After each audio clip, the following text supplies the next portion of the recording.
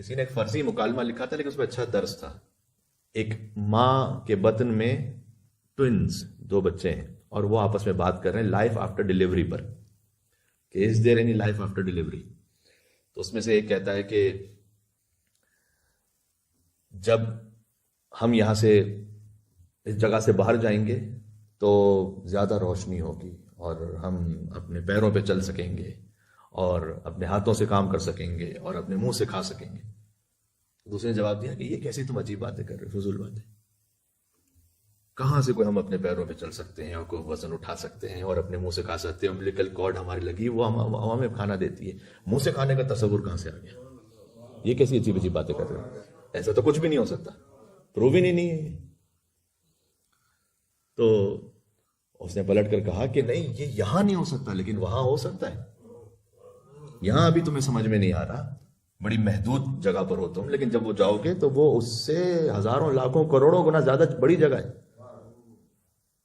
تو اس نے کہا نہیں، اس کے لیے مجھے کیونکہ نظر نہیں آ رہا اس کے بعد کچھ، اور اگر کچھ ہوتا وہاں سے تو کوئی واپس پلٹا نہیں ہے کہ جو ہمیں بتلا سکے.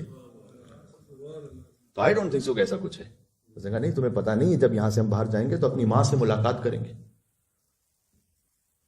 تو اس نے پلٹ کے جواب دیا کہ اچھا، مطلب do you believe in mother? Mother بھی کوئی ایگزسٹ کرتی ہے؟ کیا بات کر رہے ہو تم؟ مدر تو ہمیں کوئی نظر ہی نہیں آ رہی. یعنی مدر وہ ہے جس نے ہم کو پورا احاطہ کیا ہوا ہے، ہم اسی میں ہیں، اسی کے سلطے میں، اسی کی قدرت میں، اسی کے نظام میں. کہا نہیں، مجھے تو کچھ نظر نہیں آ رہا کوئی ماں کچھ ہے، کہاں ہے؟ تو یہ وہ کیفیت ہے کہ جو اس وقت ایک ایتھسٹ کی ہے، اس زندگی کے بارے میں کہ جو اس کے بعد ہونے والی ہے. کیونکہ اس نے اپنے آپ کو سمجھ لیا ہے کہ بس جو کچھ یہاں ہے بس وہی لمیٹیشن ہماری ہے، اس کے علاوہ کچھ آگے نہیں ہو سکتا. تو ہماری اس وقت کیفیت جنت جہنم کے بارے میں ویسی ہے کہ جیسے شکم مادر میں ایک بچہ ہو اور اس سے بات کی جا رہی ہو اس دنیا کے بارے میں. نہیں سمجھ پائے؟ مل کے صلوات بھیجیں محمد اور آل محمد پر. اللہم صلی علی محمد و آل محمد.